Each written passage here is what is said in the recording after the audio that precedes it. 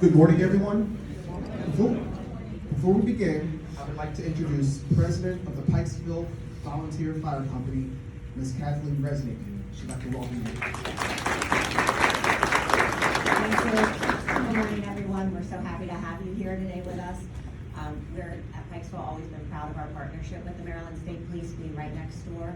So we hope you have a wonderful ceremony. I won't hold it up. A couple important points. If you're looking for a restroom, they're through the double doors to the left. If you require a handicap restroom, it's through the opening right there to the left. Have a great day. Thank you very much. Good morning, ladies and gentlemen, and to each of our special guests who have taken the time to be here today. I am Major Greg Phillips, Assistant Chief of the Support Services Bureau, and your Master of Ceremonies today. Welcome to the Maryland State Police Black History Month celebration. Thank you for joining us as we honor a few of Maryland's finest who have made history in our department. We will begin with the presentation of colors by members of the Maryland State Police Color Guard. The national anthem will be sung by Sergeant Francis Shanks of the Glen Burnie Barrack, followed by the invocation from Chaplain Michael Adams. At this time, I ask that you please stand for the presentation of colors and remain standing through the invocation.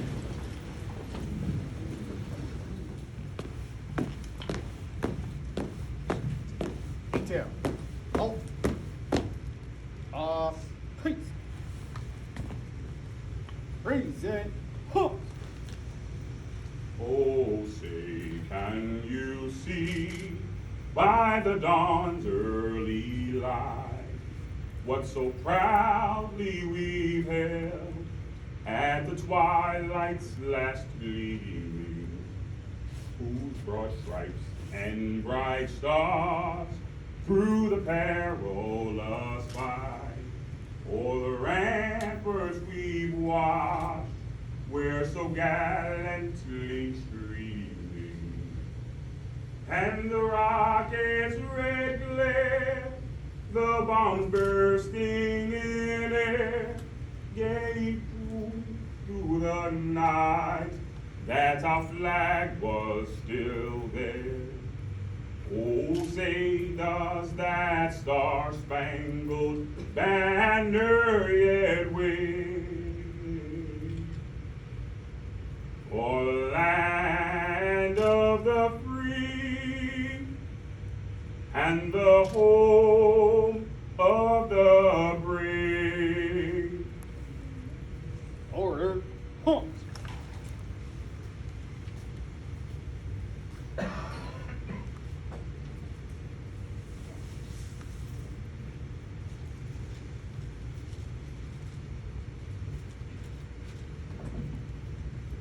Good morning. Good morning.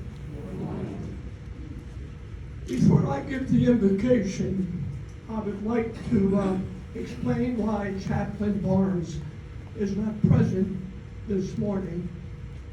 Chaplain Barnes is the chaplain of the Golden Ring Barrack, and he is also the interim chaplain at headquarters and also the licensing division. On Wednesday afternoon, Chaplain Barnes experienced a cardiac event. He is presently at the Veterans Hospital in Baltimore City, in the cardiac intensive care unit. Certainly, our prayers are with him and his family today. And I will say that as I visited with him yesterday and had prayer with him, with his family as well, he was in good spirits, and the prognosis was really good. But let me just convey to you what happened during our prayer.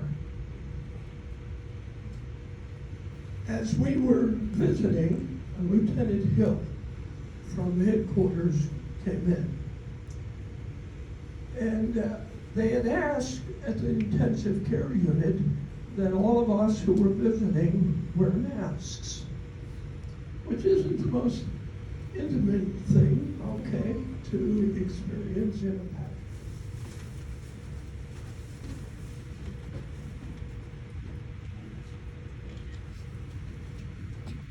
Thank you. Thank you, and please be seated.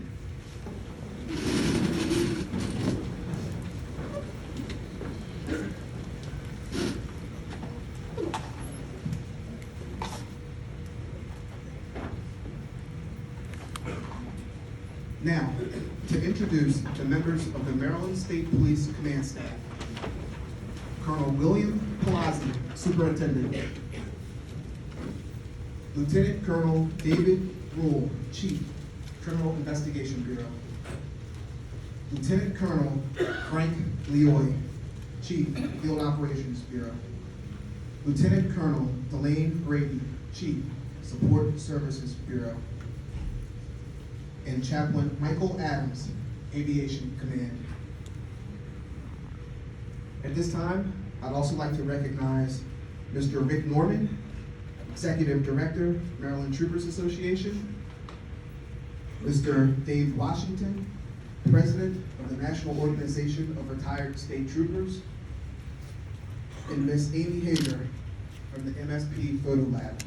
Thank you for being here with us today.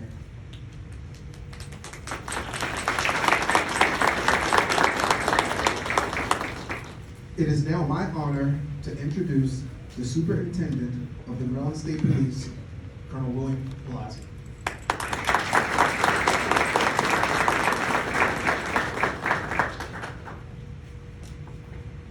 Need an extra hand. Good morning, ladies and gentlemen. And thank you for joining us this important event. I do want to thank our partners on the where she went, there she is, from the Pikesville Volunteer Fire Department. I've had lunch here many times throughout my different jobs here at Pikesville, and I do like your sign, but I do think we have a cooler hat. I'm sorry. But if you ever notice our sign looking for volunteers, it says, you know, no pay, long hours, and a cool hat. So we actually pay you, you still have long hours, and you get a cool hat. But as we gather here as a Maryland State Police family to celebrate Black History Month, it's important for us to celebrate and remember the important role Black history has, not just in one day, or only do this for one day, not just for a month, but every day. And you'll hear the legacy, from some of our distinguished members, brand new member, who will have a distinguished career, I'm sure. We'll hear and their impact, on what we've done and what we can do better. I'm a person who believes it's something that we continually need to improve. And while I celebrate diversity, I'm strong and have strong feelings toward inclusion. Everybody should have the feeling that they belong to be part of any organization, particularly the Maryland State Police, as we are an organization that serves every community in this state. I do want to thank Colonel Brady, Major Phillips, and all those who helped, assisted in making this happen today, particularly our guest speakers that will be here, you'll hear from shortly. I'm kind of a history buff. I continue to be amazed at how much we need to learn from history. And if you're not careful, history will repeat itself. So learn from those accomplishments, from those triumphs, from those tragedies, and do your best to make things better every day. Black history in Maryland is filled with many examples of women and men who fought for freedom, who learned and loved to learn, who who worked to overcome incredible obstacles and inconceivable oppression that many of us cannot even realize today. Benjamin Banneker, he was born in 1731, close to Ellicott City. He was actually born in Noella. I drive by his museum every morning on my way to work. His father was a slave. His mom was an indentured servant. He never earned her freedom, bought a farm. He was taught to read by his grandmother using the Holy Bible. He never stopped learning. Whether he built irrigation systems, repaired buildings, clocks, watches, he taught himself astronomy, advanced mathematics, and he had an insatiable quest for knowledge. He studied astronomy and was famous for his work in astronomy and the Benjamin Banneker Almanac that was used throughout the colonies. He also helped draft the first surveys of the Federal District, which is now known as our nation's capital. Just last week in Annapolis, Governor Hogan, members of the General Assembly, gathered to unveil statues of Harriet Tubman and Frederick Douglass, both Marylanders. Their statues stand in the same room where slavery was abolished in Maryland in 1864. Incredible statues. If you have a chance, you do need to go see them. For those who don't know, Harriet Tubman was born a slave in Dorchester County in 1820. At the age of 5, she was sent to be a house servant. At the age of 12, she was ordered to work the fields of Maryland's eastern shore. As a teenager, she stepped between an angry overseer and another slave, and she sustained injuries that permanently disabled her. When she was 29, she escaped in the middle of the night and headed north. Hiding by day, running by night, using the North Star to guide her, she made it to her freedom. But despite obtaining her freedom, she never stopped fighting for those who continued to be enslaved and returned to Maryland repeatedly, in the South repeatedly. There are many men and women, both sworn and civilian, who have made milestone contributions to the history of the Maryland State Police. This year, as we align our Black History Month celebration with Governor Larry Hogan's proclamation of 2020 as the Year of the Woman and the 100th anniversary of the ratification of the 19th Amendment, which gave women the right to vote, we celebrate a few of the women who helped and are helping to build a better department. Today, we are fortunate to have with us 4 women who represent the African American woman's life experience as it relates to the Maryland State Police. Whether historical or current, together, the stories from each of these women will provide a collective history about being a woman of color in the Maryland State Police. I'd like to first introduce a graduate from the 74th Academy class and one of Maryland's first. Please welcome former Trooper Jackie Ringgold. Trooper Ringgold was one of the first African American women to be hired in the department.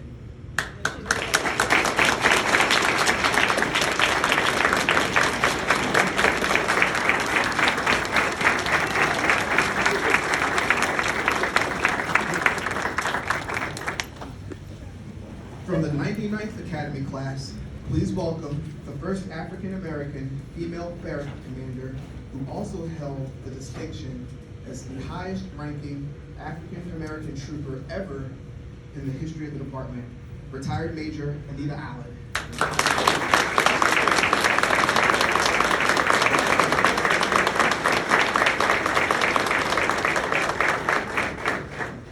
A graduate of the 111th Academy class, please welcome MSP's current highest ranking African American woman, Captain Crystal Carter Savage.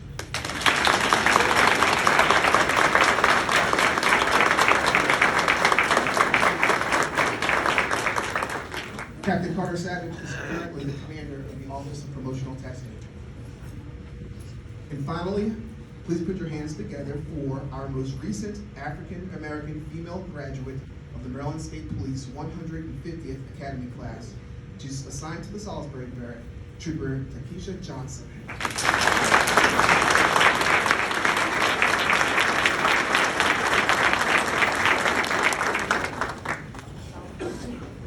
To begin, our special guests will share their personal stories about being a woman of color in their quest to become a Maryland State Trooper. After we hear from each of our guests, we will open the forum for any questions from the audience. So while we're here listening to them, please think about what interesting questions you may want to ask. So I'm gonna pass the mic down to Trooper Ringgold to begin. They're gonna take about 10 minutes each and just share their experiences. I'm sorry, Trooper First Class Ringgold. First of all, I have to say I'm humbly accept this amazing invitation. And I want to thank the Major and the Colonel for making this possible.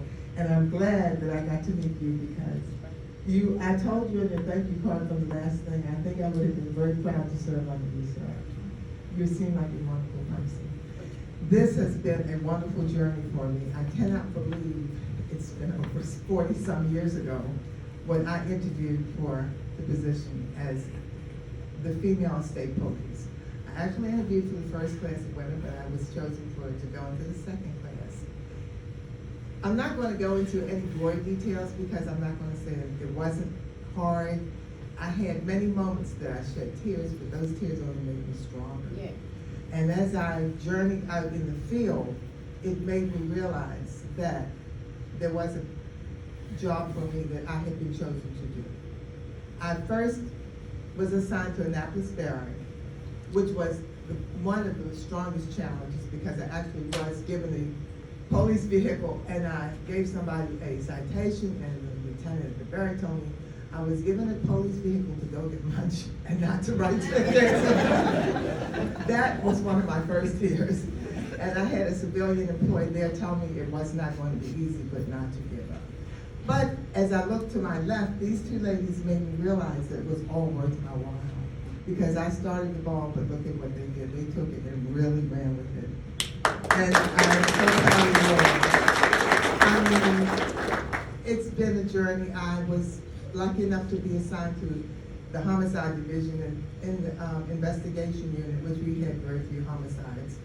I did a lot of background checks and investigations on troopers who wanted to be, people who wanted to be troopers.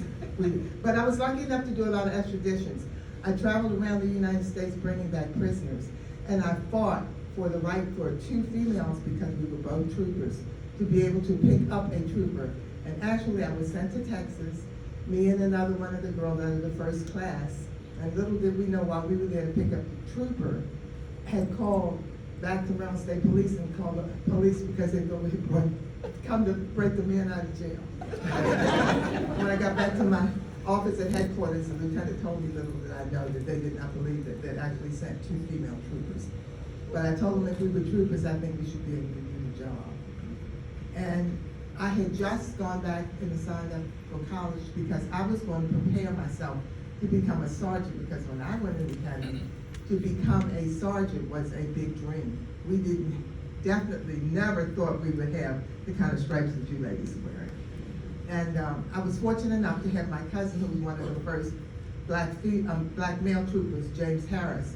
He was there with me, and they let him actually train me on the road. So I was really, really honored to have that opportunity also. I was lucky. I had a lot of angels that were behind me. Lieutenant Bosley was my lieutenant at headquarters, Lieutenant Gerwig, Lieutenant Morgan, Sergeant Howley. These are some of the people that were always in my corner and made sure that I was given the right to at least show that I had the same opportunity that the men had. So I just want to thank you again. It's been a pleasure. I can't believe it's been 40-some years, but I still am a police. Once a cop, always a cop. It's in my blood, believe me, I still feel it. I want to thank you.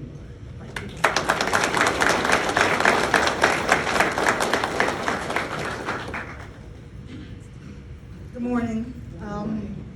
Before I speak a little bit on my mindset and some of my guiding principles as I went along with my career, not to be preachy, but for the most part, just to kind of let you know a little bit about me and why I did or how I operated the way I did. First guiding principle for me was that I belonged at the table. My mother taught me that at a very young age, that I belonged there, and I should always believe in myself. Second guiding principle was to do the right things for the right reasons. You heard Colonel Palazzi say that, and I 100% concur with that, and that was one of my principles. Third one was to make good decisions. okay? Not necessarily the popular ones, but good decisions. Because it's your decisions that determine or dictate your destiny. So you have to have the intestinal fortitude to make the tough decisions, the moral decisions, the correct decisions. And then to instill integrity in everything that you do. Because if you have integrity, nothing else matters. If you don't have integrity, nothing else matters. The last guiding principle was to put yourself in a position to get opportunities. Opportunities don't always just come your way. Sometimes you have to put yourself in those positions. And I mean, some people are lucky, and some people are in the right place at the right time. But I was never the type of person to sit back and wait for the opportunity to come to me. I went after it. And how I did that was work hard, to constantly engage in introspection, making certain that I was doing the right things after the fact, or did I do the right thing? Did I not do the right thing? You know, how can I change? Third thing was to treat others right. That's with respect and with fairness. And then find a mentor. I was told very early on, get a mentor that was at least 2 ranks higher than you. And I did that in my career. I can think of several people, Clarence Bell, Lieutenant Clarence Bell, Captain Miguel Dennis, Major Vernon Herron, Major Terry Taylor, Lieutenant Colonel Cynthia Smith, and Sergeant Gloria Wilson. These were people that have mentored me through my career, and I thank them for the advice, tutorship that they gave me. Another way is to surround yourself with good people that are going to elevate you. If you look at your circle and you don't see... First, I'd like to thank Colonel Palazzi, Lieutenant Colonel Brady, and Major Phillips for the opportunity to celebrate Black History Month and recognize the women on this panel today. I know that if it had not been for women like Jackie Ringgold, Anita Allen, Renee Wortman, those trailblazers that came before me, I would not be in this position. My parents raised me to have a strong work ethic, stand up for what you believe in, to be proud yet humble, and let your work speak for you. So it's an honor and a privilege for me to share with you all my MSP journey and the experiences that I had. So, I am a Jersey girl at heart. And so I grew up in New Jersey. Even after residing here for over 20 years, I am still referred to as a transplant. I was recently referred to that as well. Is there anyone else here who's from out of state? Colonel? No, I'm a Maryland girl.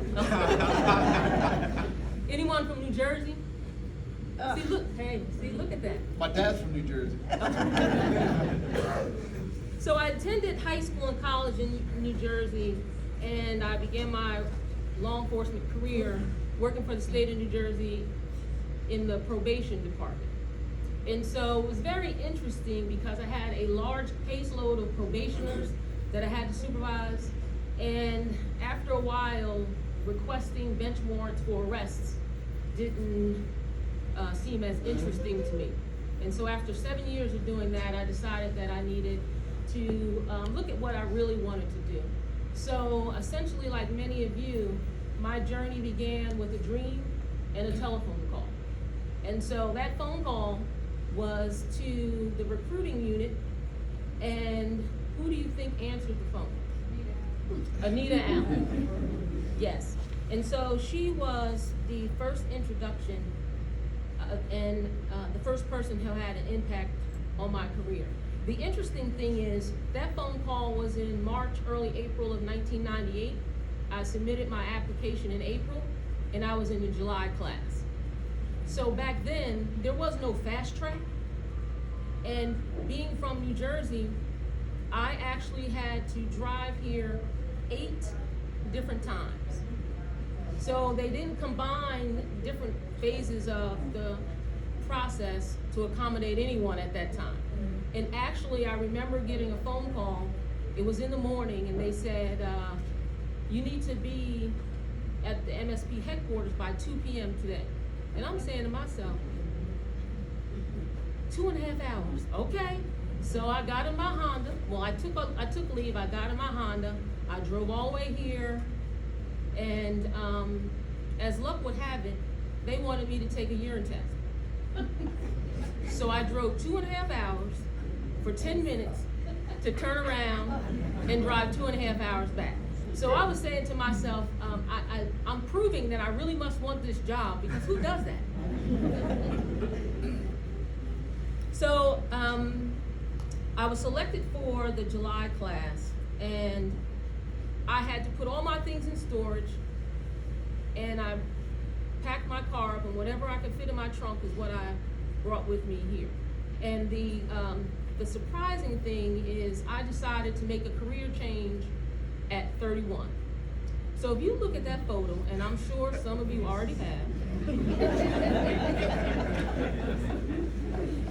Yeah, you can take a look at it now. Interesting.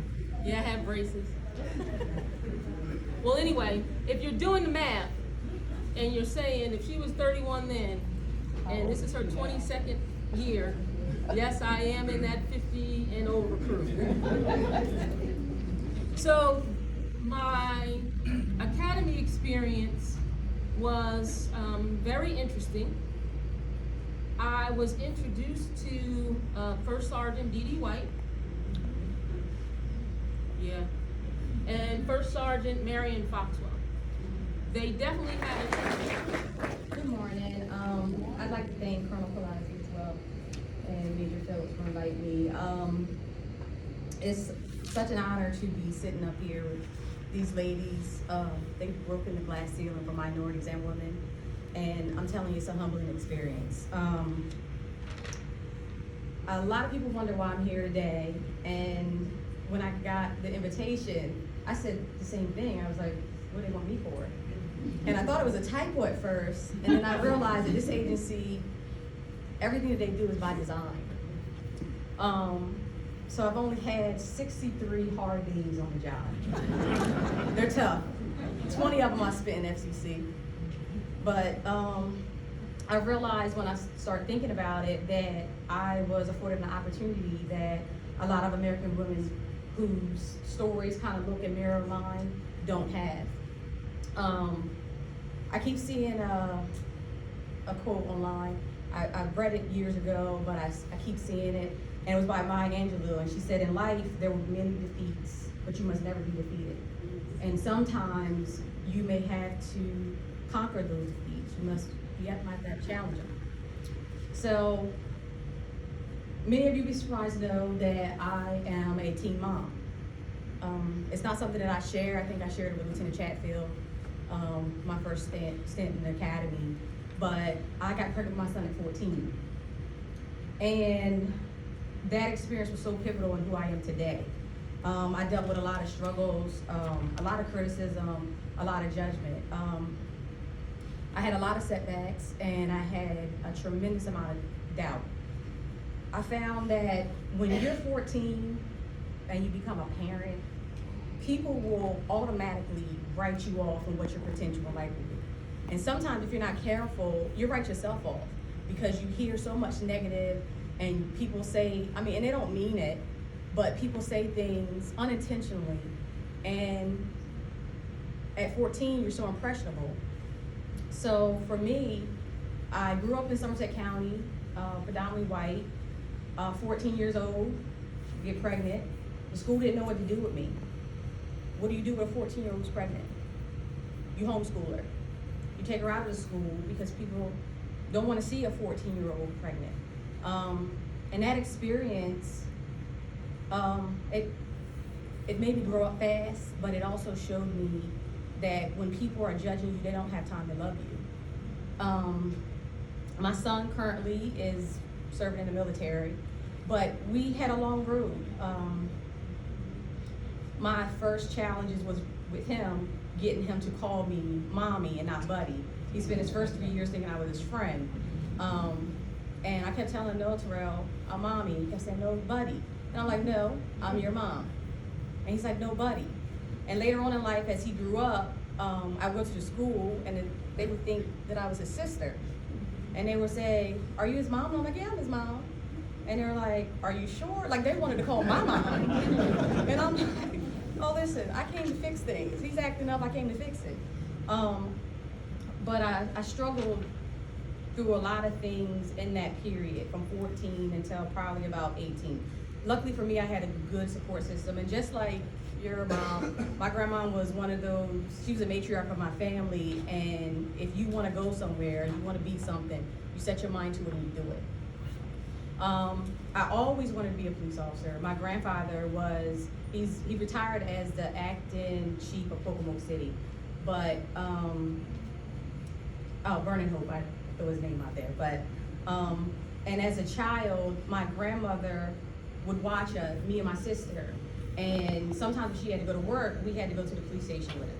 So I remember riding in the car with him as a kid and going to the police station, and I saw how people loved him and people respected him and people naturally gravitated to him. Even now when we go places, people still remember him, people thank him for his service, and he's probably been retired about 30 years. And I saw just how people took to him, and I always wanted that feeling. While I'm new to this agency, I'm not new to law enforcement.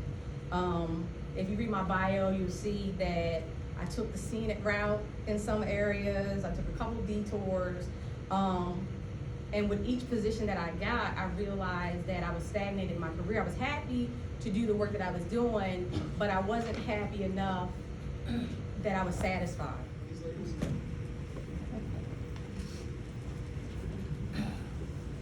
They take advantage of it. I only have 12 hours and 5 minutes. After that, he'd be looking around. Yes, anybody else? Thank you. It is amazing to see what you can learn when you just take time to listen and you hear people's stories. And it's what makes us all better. And hearing, obviously, Anita, I did want to ask her who your favorite classmate was from class 9. But I know Crystal just popped up, and I'm a little bit older, I have my glasses, but I was a little teary. I too had the exact same experience. I had just come out of the Army in 1989. It was January. I'd been an intern in the state police, and I did not know you were related to Jim Harris. I actually worked in planning and research with him. So it's amazing what you learn when you take time to listen. He was a TFC, he was a lawyer, a very stoic man, no BS. But I did learn from him. I met as an intern Doug DeLever. Everybody knows Doug DeLever. A good guiding path for me. We ate lunch every day together in the cafeteria. So I was 87, graduated from college, went to the Army as an officer, got out of that. I said, you know what? My dad was like, I want you to go federal law enforcement. I was like, I think I want to be a lawyer, but I want to wait a little while. So I said, you know what? I'm going to try state police. I thought I'd be here a few years. But my story is back to those recruiting days. Unlike today, every 2 weeks, you would get a letter telling you to come to headquarters and do something. You're going to do a PT test. You're going to do we didn't do this bundling stuff that we do today. So, like Crystal, I get a letter saying you need to be at headquarters recruiting by 2 o'clock on whatever day. Oh God, I was in between things, so I had time, like Crystal. And I looked at Maryland. So I go up there, and who do I run into? Sergeant Schuyler. He was the recruiter. And he's like, son, you need to go pee in the cup. I was riding down, I can remember Liberty Road, and there was a radio advertising, and it said that the Maryland State Police had been sued because there were no women on the job. And my mother was 5 feet tall, and she always wanted to be a police officer, so I said, this is a chance to try to fulfill my mother's dream. I never thought that I was really going to make it through the academy because I was not that athletic, and the test and all to get in there was really rugged. I didn't think of the fact that there were no women because Baltimore City had women for a long time, but the state police is the top of the crop. So, if you get there, you've really made a successful journey. So I applied for the position, and my cousin, as I said, was a state trooper, and he gave me some insight on preparing myself for the physical part of the test and going in the interview. And as I got in the door, then I realized that it was going to be a challenge being a woman not only a black woman, but a woman too, because this lady over here to my right has proven that women have succeeded and done wonderfully on the job. It wasn't easy for any of us, black or white, but being a woman was tough in the beginning. And I just realized that it was something that we had to do, and when I went through the academy and I completed it, and I served, as I said, there are a lot of nasty stories I could tell you, but it was, let's put it like this, the Me Too movement should have been back then. You would not believe what I went through. But I don't harp on things like that, and I just kept going, and I went on, and every step with me was, I had an angel just like these ladies have spoke about, who was there for me, who told me to just keep going and keep pushing and keep pushing. And unfortunately, destiny wasn't set for me to stay there. My parents died, and I just needed to move on. But it was a really rewarding experience, and like I said, all of the other ladies have made me quite proud. This is what the journey was for you all. You and all of you ladies, I want to thank you again.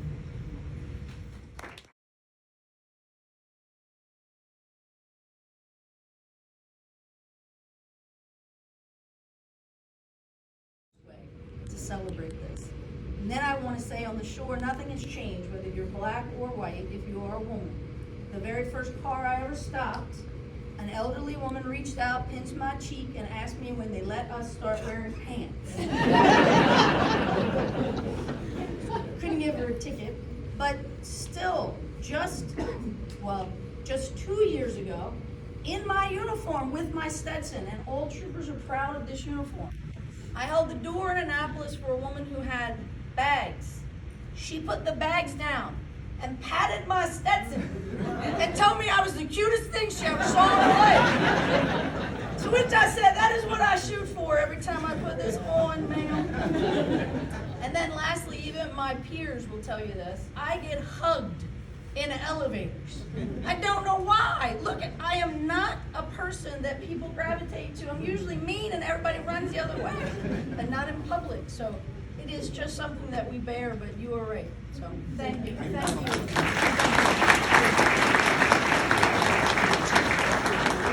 Any other questions? And we fought to get the Stetson because our hats were like little box hats. And when she held that Stetson up, I had to remember that. I sent her a picture of that. And she said to me, oh my God, they were little teeny round hats and twisted up in the front. And the guys had their Stetsons on and we had our derbies. So I fought for that too. We fought to get rid of that derby.